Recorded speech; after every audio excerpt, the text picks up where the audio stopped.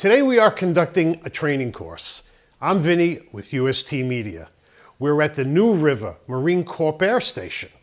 At this facility, we will be giving you an overview of the equipment, the plastic media blasting, and the masking of the aircraft. Good morning. We want to be able to show how Jason, Brian, and Junior are going to tape up an aircraft before it gets blasted. They brought supplies with them. These guys have been around for a while. They're experts at what they do. They're going to do a demonstration for us for the training class on how to mask an aircraft. Jason, can you tell us what will we be using today? We're going to be using aluminum silver tape, we call it, and we'll be using blast tape, 2-inch and 12-inch tape. Got a glue gun as well to seal up the seams, and we got some silver paper. Okay, very good. And Junior, anything you want to add to that? And a little alcohol, make sure it sticks good. Right, you want to wipe it down just to make sure that you get a good surface so that the tape will stick. Brian? I think we're ready to go. Okay, ready to go. Go ahead and start, and we're going to tape this while you're doing it.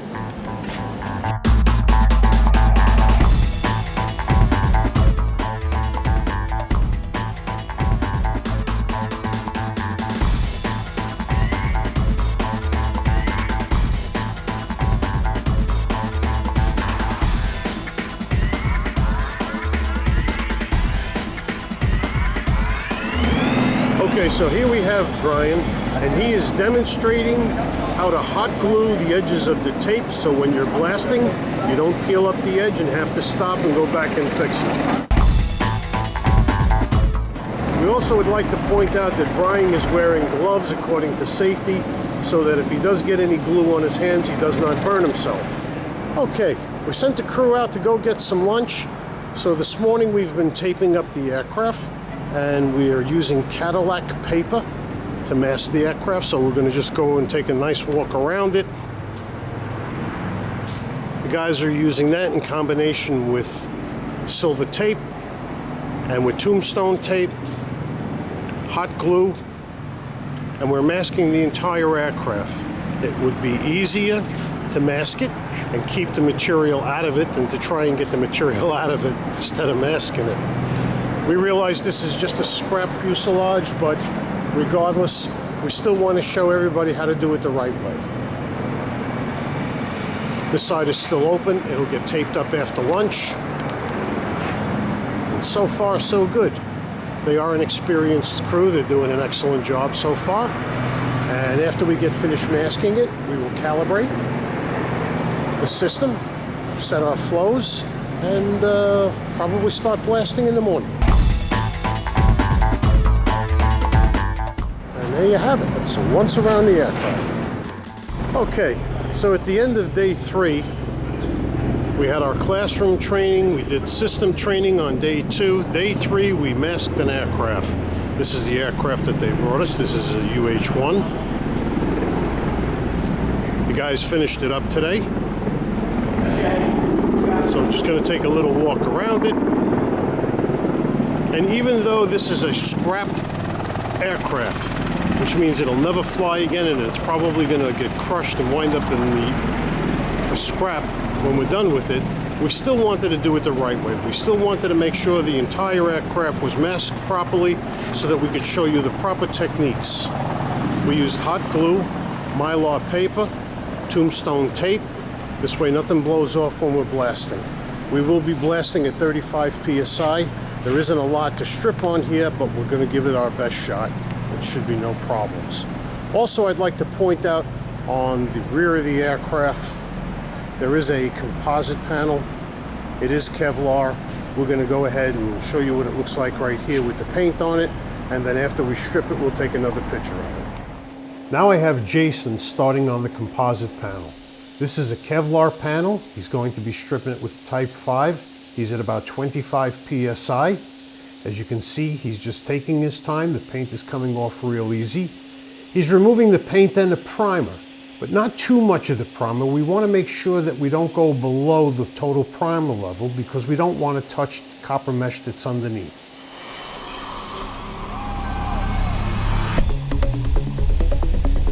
Here we have Jason, who's blasting on some thin-skinned aluminum. He does not have to change the direction of his blast because the tape was adhered with hot glue and it is holding with no issues. You can see how nicely the paint just comes right off.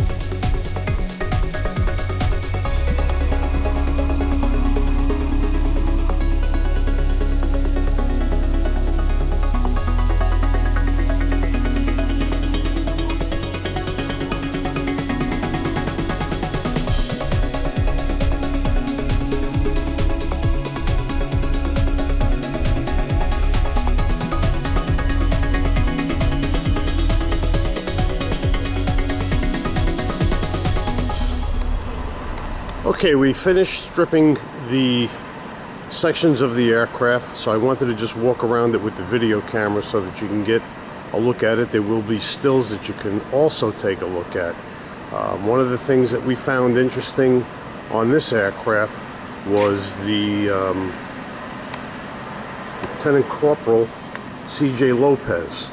And even though we stripped the sections around it, we decided to leave his name on there as a dedication to him and to thank him for his service. I don't know if he's still presently flying, but if he is, we still thank you for your service. So what we can see here is that the aircraft came out excellent. Around the rivets is nice and clean. It was masked very well, so we didn't have any problems with the paper blowing off. The guys that did it are from Cherry Point. They did an excellent job. As you can see, that's messed. Something I'm going to show you now we don't get a chance to see all the time, because on a production aircraft we are not allowed to strip it. What we're looking at here are some sections of the aircraft that have a composite Kevlar on it, and the Kevlar was stripped.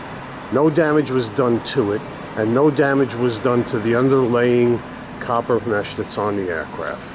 So this was done with Type 5 at 25 psi.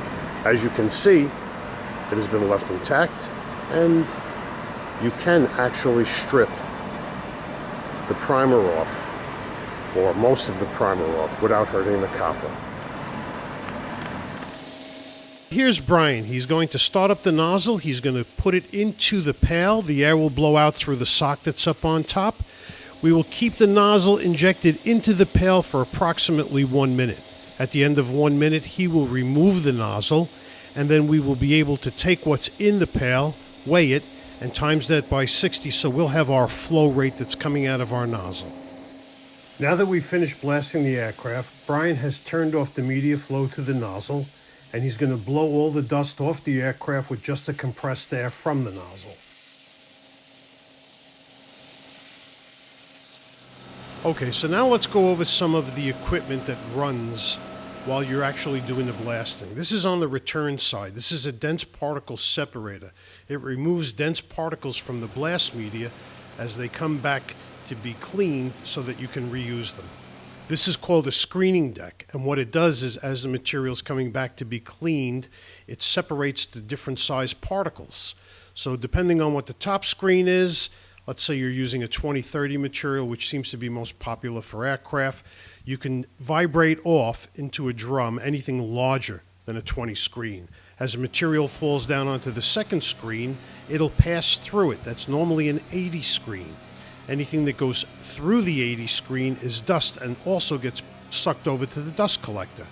Whatever stays on the top of an 80 screen will be vibrated off and will go back down into another airdrop, which will pull back up to an air wash cyclone, put the material back in a storage hopper for reuse. These are your blast pots. This is a picture of the two blast pots. The blast pot is pressurized in order to propel the blast media through the hose so it can exit the blast nozzle. This is a picture of the storage hopper, which is located above the blast pots.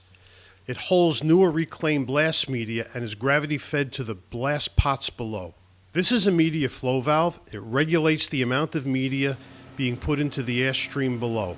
This is an air wash cyclone with a rotary airlock directly under it. It separates particle size as the blast material moves through it, and the airlock prevents any updraft from the storage hopper. This is also another way of cleaning the material. This is a smaller dust collector which is inside the building. It is located downwind from the air wash cyclone. It removes dust from the reusable blast media as it's being cleaned. It is the vehicle which pulls the media up from the blast room floor through the media cleaning system. This is the blast room dust collector. They're usually located outside the building. It removes the dust from the blast room being generated from the blasting process. The video you just saw was an overview of the blasting operation. If you have any questions or need further information, please feel free to contact us at ustmedia.com. I'm Vinny, and thank you for the opportunity to come and train your people.